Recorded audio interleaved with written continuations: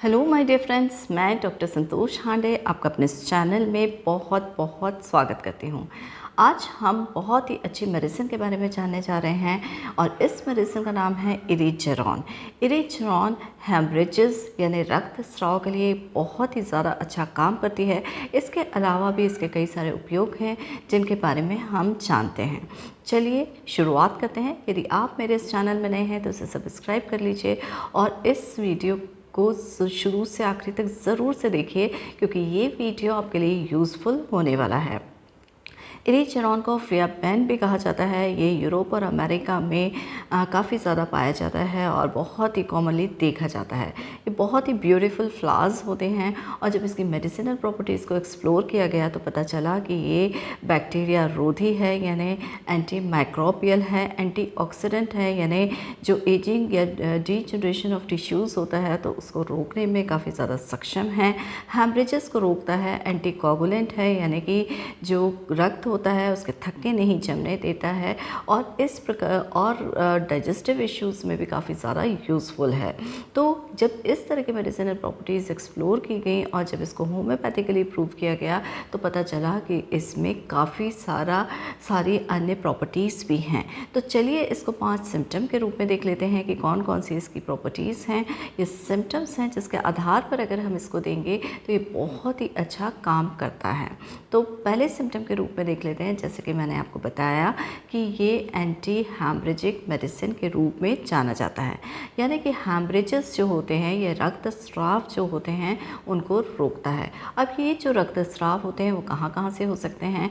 ये रक्तस्राव किसी भी रूप में हो सकते हैं जैसे हेमेटोमेसिस यानी कि वोमिटिंग ऑफ ब्लड। जब स्टमक में अल्सर्स हो जाते हैं, वहाँ की ब्लड वेसल्स जो होती हैं वो फट जाती हैं तो उसको रोकने में काफ़ी ज़्यादा सक्षम मेडिसिन है। फिर दूसरा जैसे कि हेमोप्टिसिस, खांसी के फॉर्म में अगर कफ आउट होता है ब्लड तो उसे हेमोप्टिसिस कहा जाता है। ये जो नाक से होने वाली ब्लीडिंग जिसे कोई एपिस्टैक्सिस होती कहा जाता है उसमें भी काफ़ी ज़्यादा फ़ायदा करती है। इसके साथ साथ में हीमेचूरिया यानी जब यूरिन में से ब्लड आने लगता है। कई बार ऐसा देखा जाता है कि जिनको यूरिन इन्फेक्शंस हो जाते हैं तो उसमें इतना सीवियर ब्लड के साथ यूरिन के साथ में आता है तो जिसे हीमेचूरिया कहते हैं तो उसमें भी इस मेडिसिन का काफ़ी ज़्यादा फ़ायदेमंद यूज़ है।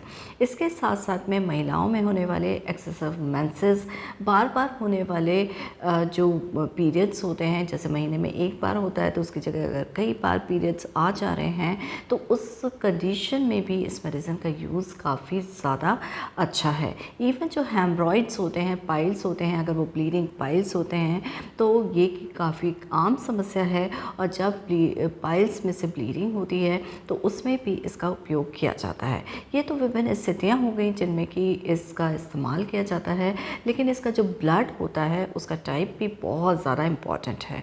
और कैसा है ये ब्लड का टाइप? ये जो ब्लड होता है वो बहुत ब्राइट रेड प्रोफ्यूज़ होता है यानी कि चमकीला लाल रंग का डिस्चार्ज होता है और काफ़ी ज़्यादा मात्रा में होता है। ब्लड के रंग के आधार पर भी मेडिसिन का चयन होता है। जैसे कि आप लेकेसिस में देखते हैं तो ये जो इसमें जो ब्लड लॉस होता है जो कि हेमरेजेस के लिए है वो डार्क रहता है, पतला रहता है। या चाइना देख लेते हैं तो चाइना में गाढ़ा रहता है और डार्क कलर का होता है। अगर आप हेमामेलिस में देखेंगे तो वो भी ब्राइट रेड प्रोफ्यूज़ होता है। फॉस्फोरस की अगर बात करेंगे जो एंटी हेमरेजिक मेडिसिन है उसमें भी ये ब्राइट रेड प्रोफ्यूज़ कलर का होता है। तो देखा आपने कि हेमरेजेस के लिए ये कितनी ज़्यादा यूज़फुल मेडिसिन है। तो एक तो कलर ऑफ ब्लड बहुत ज़्यादा इंपॉर्टेंट होता है। दूसरे इसके हेमरेजेस की विशेषता ये है कि जरा सा भी मूवमेंट हो या कोई भी एक्सर्शन हो तो उस सिचुएशन में ये जो ब्लड लॉस होता है वो काफ़ी ज़्यादा बढ़ जाता है। जैसे कि अगर किसी को नाक में से ब्लीडिंग हो रही है और मूवमेंट यानी उसने तेज़ी से चल लिया या मूवमेंट कर लिया तो ये ब्लड लॉस और ज़्यादा बढ़ जाएगा।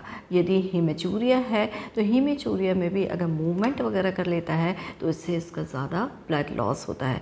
या दूसरी कंडीशन है एक्सर्शन यानी कि उसे ज़्यादा काम कर लिया है तो ऐसी स्थिति में भी ये ब्लड लॉस जो होता है वो बढ़ जाता है। तो दूसरे सिम्टम के रूप में देख लेते हैं, ये जो मेडिसिन है वो डाइजेशन इश्यूज़ पर काफ़ी ज़्यादा अच्छा काम करती है।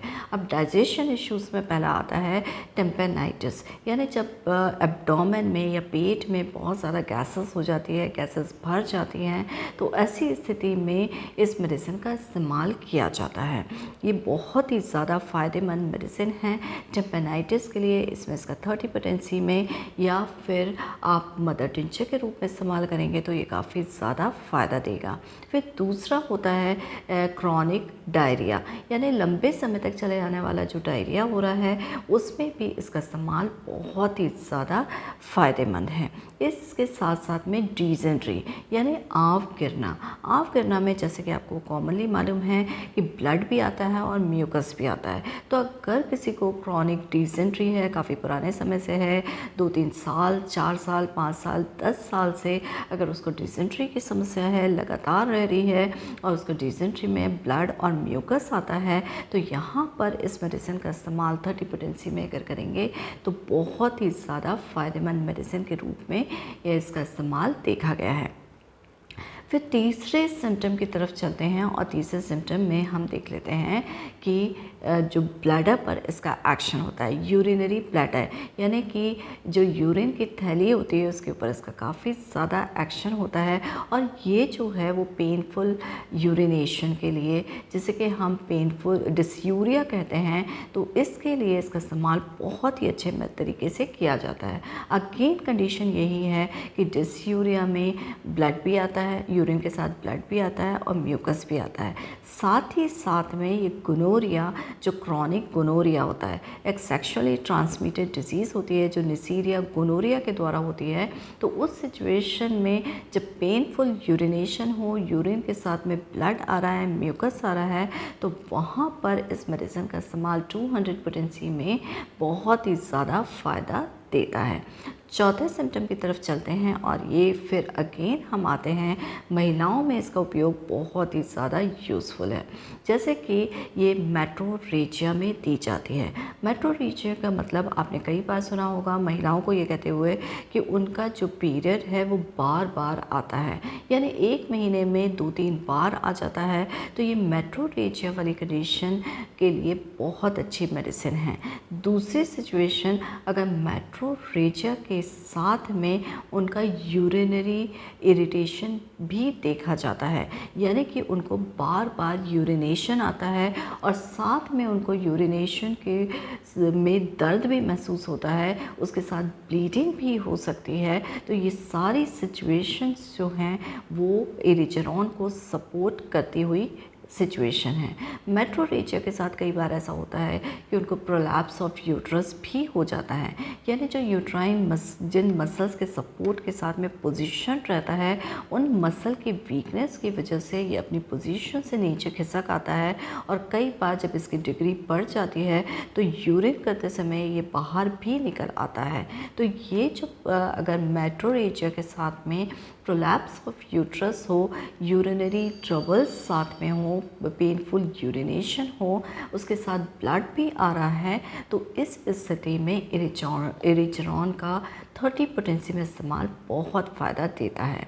मेनोरेजिया का मतलब होता है कि एक ही बार में काफ़ी ज़्यादा फ्लो होना, जिसके कारण भी महिलाएं बहुत ज़्यादा परेशान होती हैं और इसकी वजह से कई बार उनको हीमोग्लोबिन की कमी भी हो जाती है। तो ये जो एरिचरॉन है वो 30 पोटेंसी में काफ़ी ज़्यादा फ़ायदा देती है।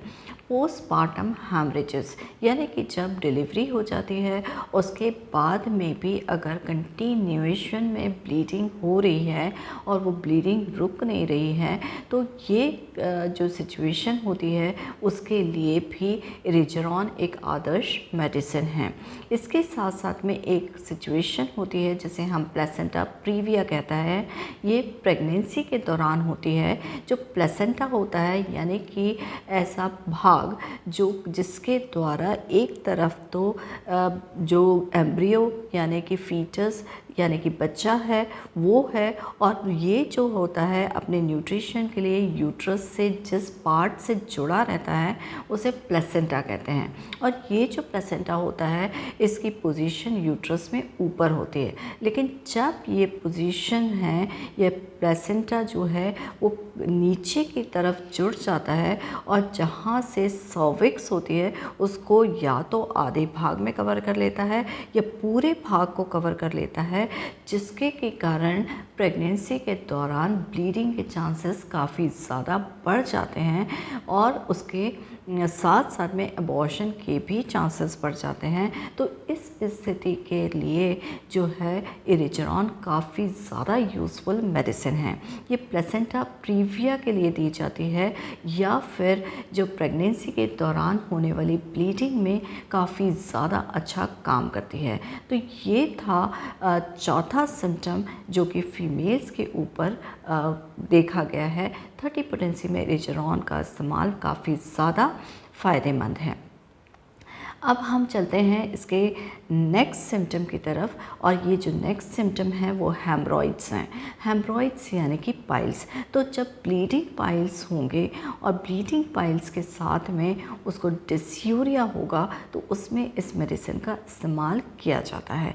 इसके साथ साथ में एक सिचुएशन में इसको काफ़ी ज़्यादा यूज़फुल देखा गया है और वो है कि फिशर ऑफ एनस, यानी एनस जो होता है उसमें जो है क्रैक्स बन जाते हैं और उसमें से ब्लीडिंग काफ़ी ज़्यादा होती है। तो डॉक्टर NM चौधरी ने ये पाया कि जब अगर इरिजरॉन के मदर टिंचर में कॉटन को डिप करके उस एरिया में लगाया जाए तो ये काफ़ी ज़्यादा यूज़फुल होता है। न केवल उसको हील करता है बल्कि उसकी ब्लीडिंग को रोकने में भी काफ़ी ज़्यादा सक्षम है। तो ये थे 5 बहुत ही ज़्यादा महत्वपूर्ण सिम्टम इरिजरॉन के। आप इरिजरॉन का मदर टिंचर में भी इस्तेमाल कर सकते हैं। 8 से 10 बूंदें थोड़े से पानी के साथ दिन में 3 बार इस्तेमाल किया जाता है। और 30 पोटेंसी में मैंने आपको बताया कि किन किन सिचुएशन में यूज़ किया जाता है। इसकी 2-2 बूंदें दिन में 3 बार ली जाएँ तो ये काफ़ी ज़्यादा हेल्पफुल साबित होती है। तो आई होप ये इन्फॉर्मेशन आपको पसंद आई होगी और आपके लिए यदि यूज़फुल लगी है प्लीज़ मेरे चैनल को लाइक करिए, शेयर करिए, सब्सक्राइब करिए, बेल आइकन पे ज़रूर से प्रेस करिए ताकि आगे आने वाले वीडियोस का नोटिफिकेशन आपको मिल सके। Hoping for your good health, wishing you are very good health. So इसी के साथ stay healthy with homeopathy. Thank you. Homeopathy Home Kit. Useful for day-to-day life health issues. For more details check out the link in description box. Thank you.